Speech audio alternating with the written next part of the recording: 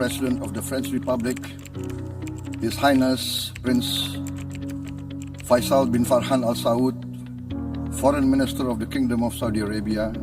Indonesia once again reiterates its commitment to the two-state solution in the Palestine problem.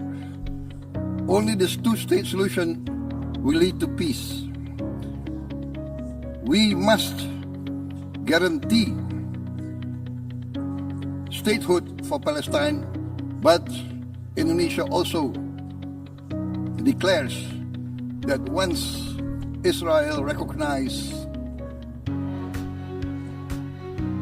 the independence and the statehood of Palestine, Indonesia will immediately recognize the state of Israel, and we will support all guarantees for the security of Israel.